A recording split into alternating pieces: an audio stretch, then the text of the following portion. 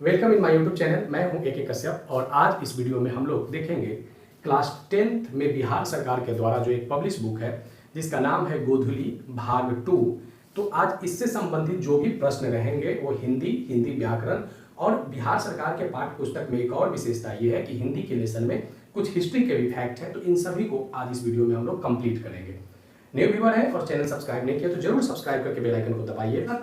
आप मेरे प्लेलिस्ट में जाइए और वहां पे आप देखिए कि किस तरीके के क्वेश्चन का हमने प्रैक्टिस करवा रखा है। अगर आप कंप्लीट एससीईआरटी और एनसीईआरटी अगर कर लेते हैं तो आपकी रिजल्ट ही नहीं बहुत अच्छे नंबर आप गेन करेंगे।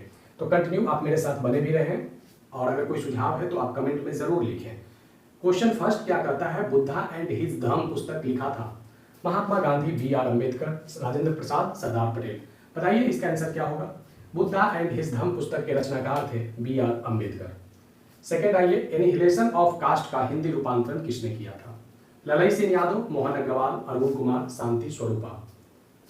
ए is right answer, Lalai Singh Yadav. Annihilation of caste किसकी रचना था, तो बी.आर.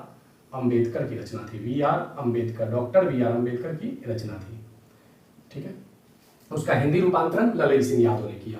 जाति पाति तोड़क मंडल का अधिवेशन हुआ 1932, 1934, 1936, 1938। Option number C is right answer. ये जाति पाति तोड़क मंडल का 1936 में जो अधिवेशन हुआ है वह लाहौर में हुआ है। वर्तमान में लाहौर कहाँ पे है, पाकिस्तान में है, और उस समय अविभाजित भारत में ये कहाँ पे था, भारत में था। पोषक शाब्दिक अर्थ नहीं है, समर्थक, पालक, पालने वाला, समझ।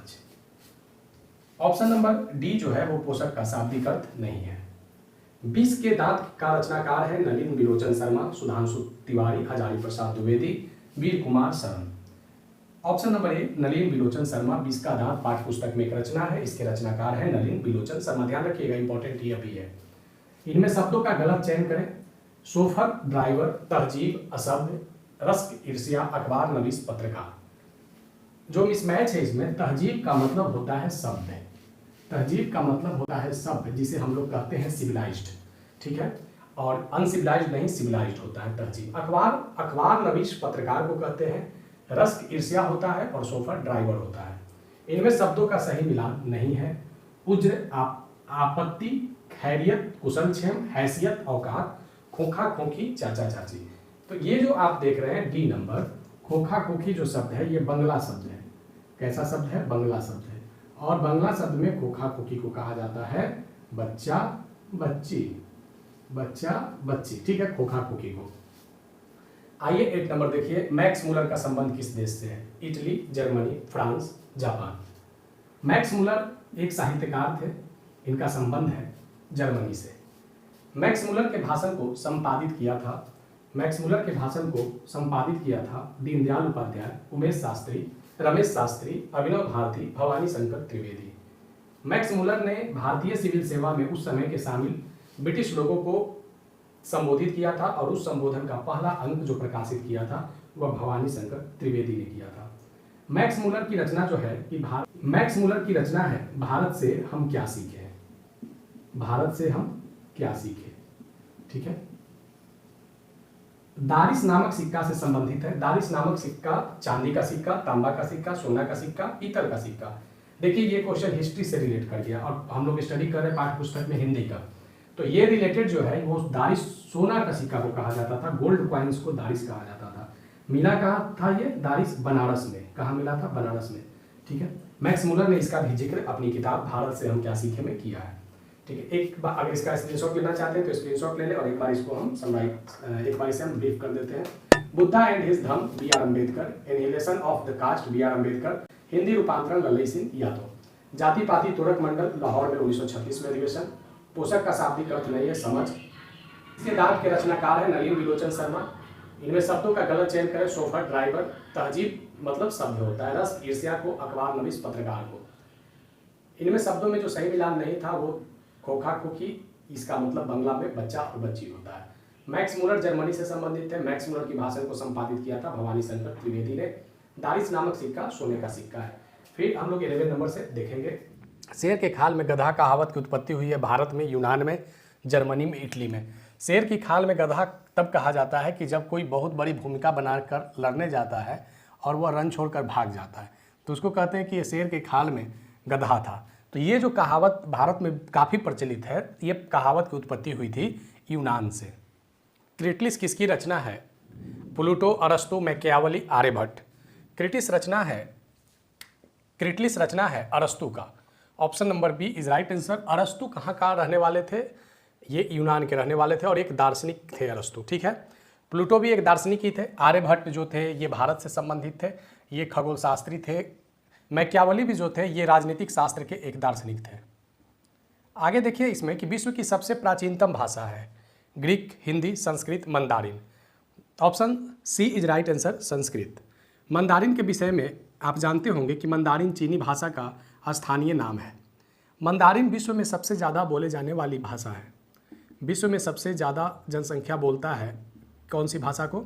मंदारिन भाषा को, ठीक है। अवगाहन शब्द का शाब्दिक अर्थ क्या है? डूबना, गहरी समझदारी, तैरना, तराशना। अवगाहन का शाब्दिक अर्थ होता है गहरी समझदारी में डूबना। गहरी समझदारी में डूबना को अवगाहन कहते हैं। 15 नंबर देखिए कि नृवंश विधा का शाब्दिक अर्थ क्या होता है? मानव शास्त्र, नृत्य शास्त्र, मानव एवं नृत्य शास्त्र, जीव विज्ञान शास्त्र। सी इज राइट आंसर। मानव एवं नृत्य शास्त्र को नृवंश विधा कहते हैं। हजारी प्रसाद द्विवेदी, इनका जन्म बिहार के भोजपुर जिले में हुआ है। इनकी रचना इनमें से नहीं है। अशोक के फूल, पुनर्नवा, नाथ संप्रदाय, संस्कृति के 4 अध्याय। डी जो है ये हजारी प्रसाद द्विवेदी की रचना नहीं है। संस्कृति के 4 अध्याय रामधारी सिंह दिनकर का रचना है। किसकी रचना है? रामधारी सिंह दिनकर का, ठीक है। तो ये जो नाथ संप्रदाय, अशोक के फूल और पुनर्नवा जो था ये हजारी प्रसाद द्विवेदी की रचना है। नाखून क्यों बढ़ते हैं का रचनाकार क्या है? नाखून क्यों बढ़ते हैं शीर्षक कहानी में जो मूल भाव है कि प्राचीन काल में जब नाखून काटने की कला नहीं था तो नाखून काफ़ी बड़े हो जाते थे, लेकिन जब मनुष्य सभ्य हुआ तो धीरे धीरे वो शिकारी जब मनुष्य सभ्य हुआ तो वो अपने नाखून काटने लगा। नाखून काटने के पीछे उद्देश्य उसका रहा था कि अब हम लोग शाकाहारी की ओर अब बढ़ चुके हैं। अब हम लोग को शिकारी के रूप में नाखून की ज़रूरत नहीं है जानवरों को मारने के लिए। लेकिन जब से मनुष्य नाखून काटने की कला को सीख गया उसके बाद और अत्याचार बढ़ गए और लोगों की हत्याएं काफ़ी ज़्यादा बढ़ गए। तो मुख्य जो रचनाकार का मूल भाव है उसमें इसके जो रचनाकार कौन रहे हैं? मैथिली शरण गुप्त, हजारी प्रसाद द्विवेदी, रामधारी सिंह दिनकर, चित्तरंजन दास। सी हजारी प्रसाद द्विवेदी इसके रचनाकार हैं। ततः किम का शब्दार्थ नहीं है। जॉन्डिस, बवासीर, धात, फाइलेरिया। डी जो है ये ततः किम का शब्दार्थ नहीं है। सबरस का शाब्दिक अर्थ क्या है? ईख का रस, चीनी का रस, सवेरा, सर्वस, सब कुछ। सबरस कहते हैं सर्वस और सब कुछ को सबरस कहा जाता है। नेक्स्ट देखिए कि नागरी लिपि को किस नाम से जानते हैं? ब्राह्मी लिपि, देवनागरी लिपि, खरोष्टी लिपि, पंचपरगनिया लिपि। नागरी लिपि को देवनागरी लिपि के नाम से जानते हैं। Option number B is right answer, ठीक है। अभी हम लोग इसमें 20 कर लिए हैं और कंटिन्यू आप बने रहें, प्लेलिस्ट में जाइए और वहाँ से आप कंटिन्यू मेरे प्रैक्टिस सेट को आप कर सकते हैं। साहित्य वाला पार्ट भी क्लियर कर रहा है, ग्रामर भी क्लियर कर रहा है और इससे रिलेटेड कुछ बहुत सारे फैक्ट हिस्ट्री का भी रिलेटेड कर रहा है। जैसे इसी में आप देखिए ना, गुप्त काल से संबंधित लिपि है तो ये लिपि की बात, लेकिन इंपॉर्टेंट ये क्वेश्चन हिस्ट्री वाले पार्ट में पूछता है। गुप्त काल से संबंध ब्राह्मी लिपि, खरोष्टी लिपि, अरेमाइक लिपि, नागरी लिपि। गुप्त काल से संबंधित जो लिपि था उस लिपि को ब्राह्मी लिपि कहते थे।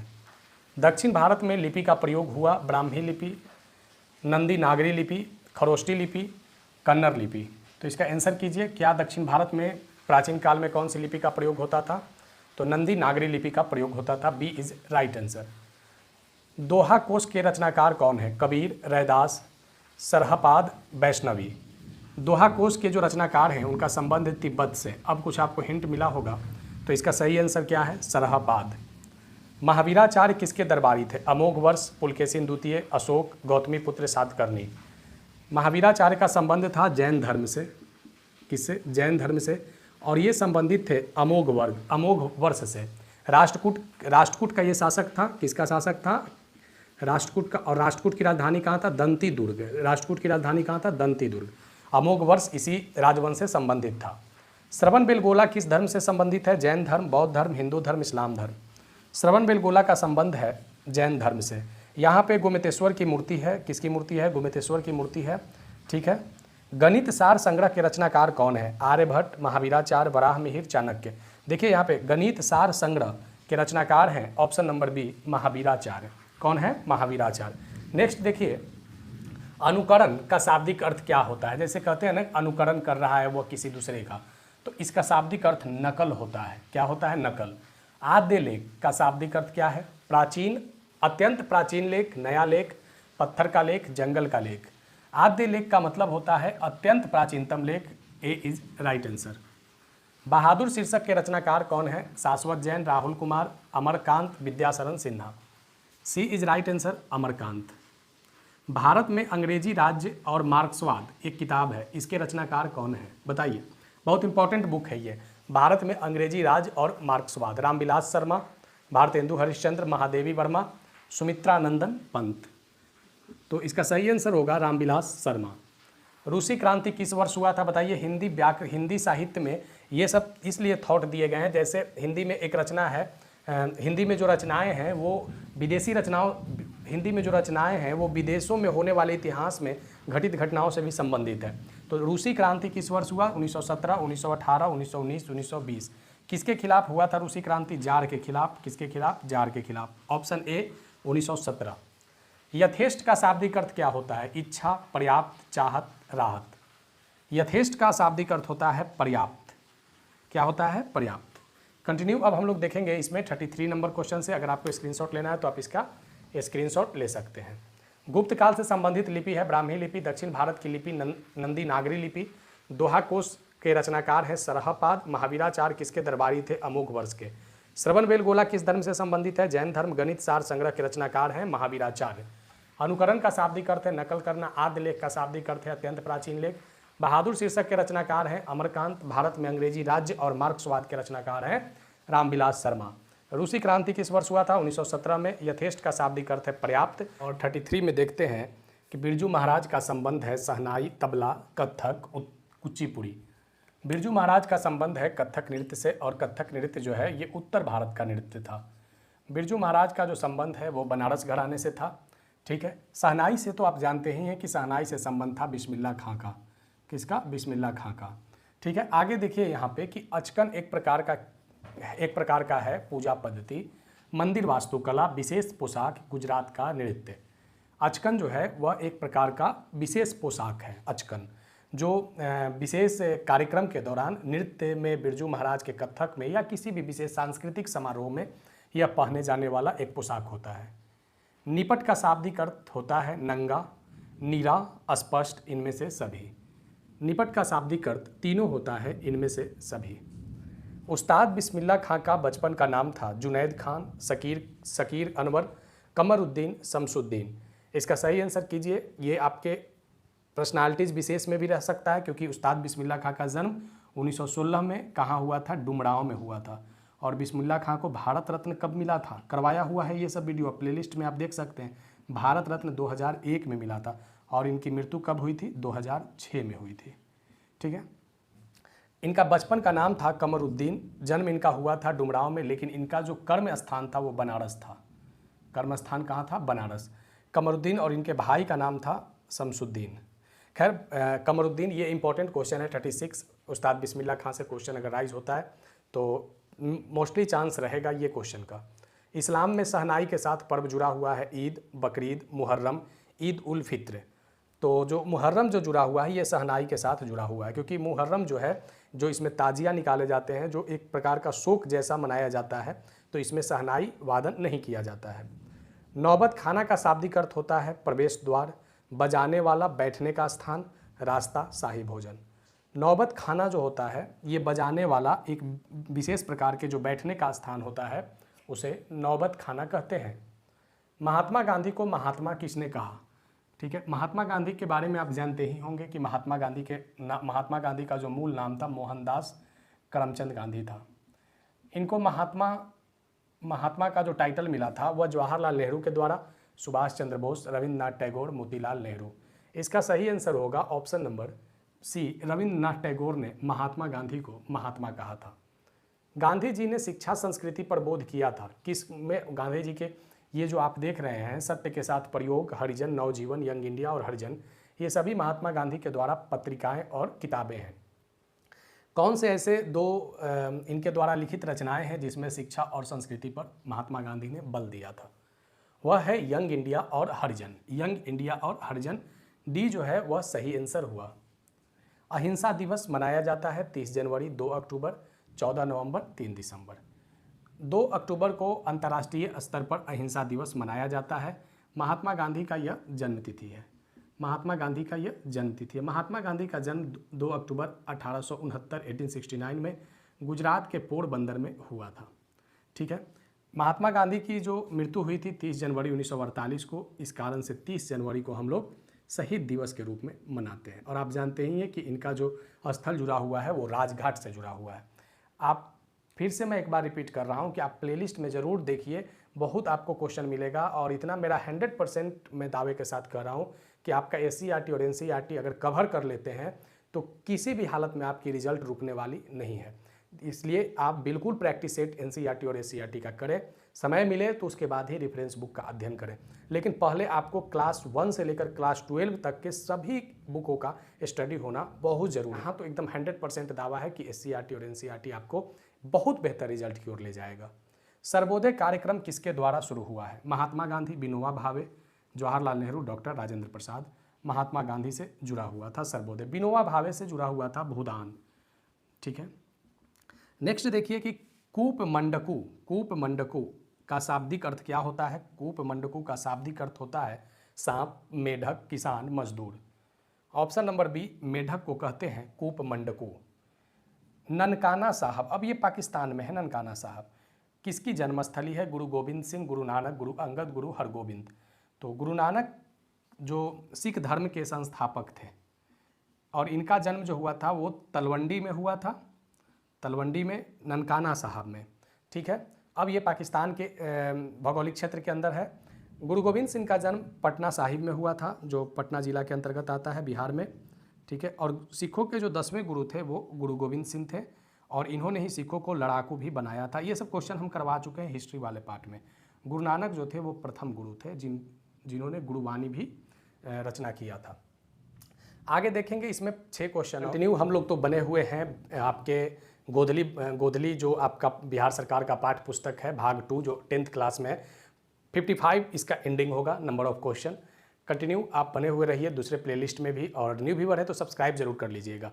और जितने सारे इस वीडियो को देख रहे हैं, आप कम से कम इस वीडियो को ज़रूर शेयर कर दीजिए, जिससे मेरे भी चैनल को प्रमोट होने में हेल्प मिले।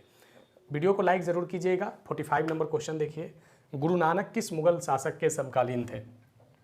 Babar, Mahmud Ghori, Akbar, Mohammad bin Tughlaq. Option number A is right answer. Babar के समकालीन थे गुरु नानक। गुरु ग्रंथ साहब का संकलन किसने किया था? गुरु अंगद, गुरु रामदास, गुरु अर्जुन देव, गुरु गोविंद सिंह। गुरु ग्रंथ साहब में जो उपदेश जो दिए थे वह गुरु नानक का उपदेश है। किसका उपदेश है? लेकिन गुरु नानक के उपदेश जो थे ना वो अलग अलग विभक्त थे, बटे हुए थे। इन सभी उपदेशों को संग्रह करने का कार्य गुरु अर्जुन देव, सिखों के ये 5वें गुरु थे गुरु अर्जुन देव, और इन्होंने ही गुरु ग्रंथ साहब को संकलन किया था। इंपॉर्टेंट प्रश्न है, ये इतिहास में भी पूछता है और गुरु ग्रंथ साहब अगर हिंदी साहित्य से अगर पूछता है तो गुरु अर्जुन देव ध्यान रखिएगा। गुरु नानक की रचना नहीं है बीजक, सोहिला, जपूजी, आशा दीवार, रहीरास। गुरु नानक की जो रचना नहीं है वह बीजक नहीं है। बीजक जो रचना है ये कबीर की रचना है। साखी, सबद और रैमिनी, साखी, सबद और रैमिनी ये कबीर की रचना है और इसका संग्रह बीजक कहलाता है। इसका संग्रह बीजक कहलाता है। गुरु नानक की जो रचना है वह सोहिला, जप्पूजी, रहीरास और आशा दीवार। गुरु नानक जो थे वो एकेश्वरवाद के समर्थक थे। ये मूर्ति पूजा के विरोधी थे। एकेश्वरवाद को यानी मोनोथिज्म को ये मानते थे। ठीक है। प्रेम वाटिका किसकी रचना है? रैदास, रसखान, कबीर, मीराबाई। प्रेम वाटिका रसखान का रचना है। रसखान जो थे ये धर्म से मुस्लिम थे, लेकिन कृष्ण की भक्ति इन्होंने अटूट विश्वास के साथ और अटूट प्रेम के साथ रसखान ने किया था। रसखान के विषय में कहा जाता है कि ये जहांगीर के समकालीन थे। किसके समकालीन? जहांगीर के समकालीन थे। रसखान की जो सबसे प्रमुख रचना जो था उसमें प्रेम वाटिका इनकी सबसे उत्तम कृति के रूप में जाना गया था। तो ध्यान रखिएगा, प्रेम वाटिका रसखान का रचना है। अगर आपसे पूछे कि गैर हिंदू जिसने कृष्ण की भक्ति में एक ग्रंथ की रचना किया, तो उसका भी आंसर होगा रसखान। सुमित्रानंदन पंत, नाम तो सुना ही होगा, बहुत बार हमने हिंदी में सुमित्रानंदन पंत का जिक्र किया है। इनकी काव्य की रचना कैसी रही थी? आशावादी, छायावादी, रहस्यवादी, इनमें से सभी। इनकी काव्य रचना ये छायावादी से संबंधित थे। अच्छा, भारतमाला एक कविता है, इसके रचनाकार कौन है? रामधारी सिंह दिनकर, सुमित्रानंदन पंत, सुभद्रा कुमारी चौहान, नागा अर्जुन। इसका सही आंसर कीजिए। 50 नंबर क्वेश्चन है सुमित्रानंदन पंत। रामधारी सिंह दिनकर का जन्म हुआ बेगूसराय जिला, पटना जिला, पूर्णिया जिला, भागलपुर जिला। रामधारी सिंह दिनकर का जन्म हुआ है बेगूसराय जिला के सिमरिया में, ठीक है। रामधारी सिंह दिनकर की काव्य रचना था छायावादी, रहस्यवादी, आशावादी, उत्तर छायावादी। इनका जो रचना जो था वो ऑप्शन डी उत्तर छायावादी था, और सुमित्रानंदन पंत का छायावादी। राष्ट्र कवि किसे कहते हैं? रामधारी सिंह दिनकर, निराला, महादेवी वर्मा, इकबाल। राष्ट्र कवि के नाम से जाने जाते हैं रामधारी सिंह दिनकर। बहुत प्रमुख रचनाएं, इसके बारे में आप जब 8th क्लास और 9th क्लास वाले जब हिंदी देखेंगे तो इससे रिलेटेड बहुत सारा रामधारी सिंह दिनकर, सुमित्रानंदन पंत, महादेवी वर्मा से और क्वेश्चन हमने करवा रखा है। आप इसी चैनल के प्लेलिस्ट में जब जाएंगे तो वहाँ पे आपको बहुत सारे सब्जेक्ट वाइज प्लेलिस्ट हमने बना रखा है। जनतंत्र कविता के रचनाकार कौन है? Nirala, Harivansh Rai Bachchan, Sumitranandan Pant, Ramdhari Singh Dinkar. D is right answer, Ramdhari Singh Dinkar. तिमिर का शाब्दिक अर्थ क्या होता है? प्रकाश, अंधकार, गुफा, चहारदीवारी। का शाब्दिक अर्थ अंधकार होता है। 55 यानी 55 क्वेश्चन हम लोग इसमें देखे हैं क्लास 10th, और इसी के साथ आपका इंड होता है हिंदी से रिलेटेड क्लास 3 से लेकर क्लास 10th तक का हमने हिंदी को कंप्लीट कर रखा है। मिलेगा कहाँ पे? इसी चैनल के प्लेलिस्ट में। फिर मिलेंगे नेक्स्ट वीडियो में नेक्स्ट टॉपिक के साथ। धन्यवाद।